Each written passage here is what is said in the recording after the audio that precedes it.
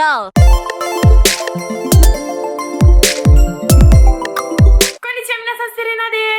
Salve a tutti! Prima di cominciare questo video voglio dirvi che ho raccolto queste informazioni durante il mio ultimo viaggio a Parigi. Anche voi, se volete, potete contribuire a questo video non solo iscrivendovi e attivando la campanella, come vi chiedo sempre e fate, siete super carinissimi, ma se conoscete qualche lingua straniera potete contribuire a sottotitolare questo video in modo che possa raggiungere persone che magari non capiscono l'italiano o aiutare magari chi lo guarda e sta studiando l'italiano a capire meglio.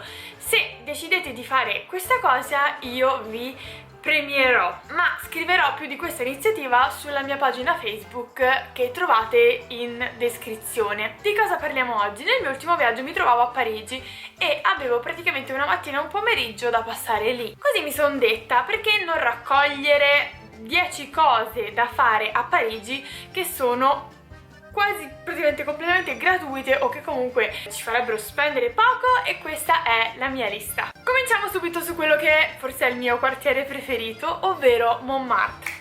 Il quartiere, ovviamente non ve lo sto neanche a spiegare, è famosissimo, davvero suggestivo, pieno di artisti. Infatti nella piazzetta principale trovate tutti questi pittori che vendono le loro opere, oppure persone che vi vogliono fare un ritratto. Ci sono anche un sacco di locali storici e un sacco di caffè, ed è ottimo appunto per sentirsi proprio nel cuore di Parigi. Lì a Montmartre si trova anche il Love Wall, o Wall of Love, praticamente è il muro dell'amore. È un muro blu pieno di scritte con su scritto ti amo o ti voglio bene in tantissime lingue, ed è davvero suggestivo, molto carino, perfetto per una foto, fantastico per Instagram, e vi consiglio assolutamente di fare un salto lì perché anche questo è totalmente gratuito. Trovandovi a Montmartre non potete assolutamente saltare la tappa Basilica del Sacro Cuore.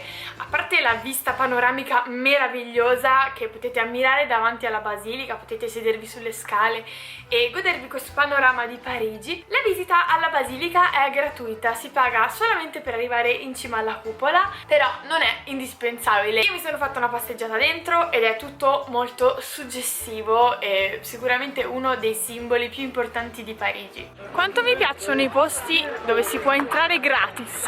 Un quartiere che non sento spesso nominare è Belleville.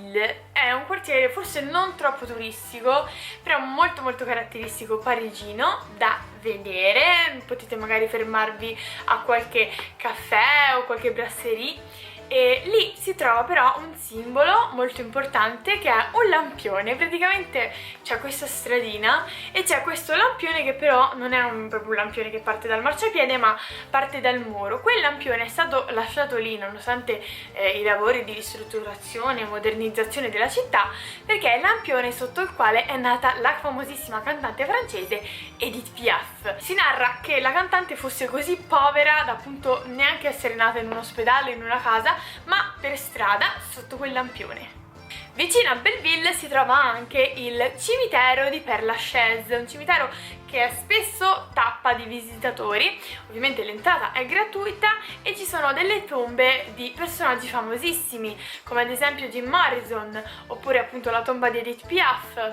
Io, che non avevo molto tempo, sono incappata però in quella di Oscar Wilde, ed era molto romantico il fatto che le persone andassero lì, gli lasciassero le loro lettere, dei fiori, insomma, magari è una cosa sicuramente istruttiva, e il cimitero è enorme, potete passarci tutto il pomeriggio a passeggiare tra le varie lapidi. Forse per qualcuno è un po' creepy, però sicuramente ha una grande importanza storica. Se invece siete più tipi da museo, ce ne sono anche di gratuiti. Il mio preferito, quello che ho visitato, è il Musée de la Vie Romantique, ovvero Museo della Vita Romantica. È quasi nascosto, molto vicino al Moulin Rouge. Mi raccomando, tenete d'occhio Google Maps perché appunto non è che si veda così tanto. La cosa particolare è che è una villa dell'800 e quindi ci sono queste esposizioni dedicate alla famiglia che abitava quella villa, ma è bellissima, veramente una struttura stupenda, tenuta benissimo, e fuori c'è anche un piccolo caffè, così che magari l'estate, la primavera, se volete bervi un tè in questo contesto meraviglioso, vi consiglio assolutamente di farlo. Un altro quartiere che mi è piaciuto tantissimo è Les Marais. un quartiere veramente multiculturale, molto colorato, pieno di arte, le vetrine sono spettacolari e i negozi appunto sono molto molto caratteristici e particolari, e qua si trova il posto in cui mi sono fermata per pranzo, ovvero l'As du Falafel, che è il ristorante di falafel, che sono le polpettine, quelle vegetariane, più buoni di Parigi. L'angolino in cui si trova è molto suggestivo e i prezzi sono molto accessibili. Un altro dei simboli di Parigi, che è praticamente totalmente gratuito, è Notre-Dame de Paris, la cattedrale più famosa di questa città. Entrare dentro vi fa immergere in quella che è la Parigi del Gobbo di Notre Dame. Tra l'altro io ho visto il film a Natale, quindi ero fresca e mamma mia, è grandissima, bellissima, una delle cattedrali più belle che abbia mai visto, e soprattutto è gratis. Sotto alla cattedrale si trova questa libreria, caffè libreria, chiamata Shakespeare & Co. Perché è così particolare? Oltre ad essere un posto davvero carino per fermarsi e prendere magari una tisana o un caffè, è stata fondata nel 1919 da un'americana. Questa libreria negli anni 20 è diventata il luogo di ritrovo di alcuni dei più famosi scrittori dell'epoca. Ve ne dico solo alcuni: Ernest Hemingway, Ezra Pound, Francis Scott Fitzgerald e James Joyce. Quindi potete leggervi un libro, comprarvi un libro e prendere un caffè nello stesso posto in cui si sono ritrovate queste grandi menti. Se avete una passione per la letteratura o per la scrittura, questo è veramente un luogo in cui dovete recarvi immediatamente. La mia giornata purtroppo era finita, però ci sono state alcune cose che avrei voluto vedere e sicuramente andrò a vedere la prossima volta che andrò a Parigi. Uno è il canale Saint-Martin, è un canale che collega la Senna ad altri canali, è lungo circa 4,5 km ed è una passeggiata davvero romantica e suggestiva per sentirsi un po' come nel fantastico mondo di Amélie. E l'altro si trova leggermente fuori dal centro di Parigi ed è il mercatino delle pulci di Saint-Ouen.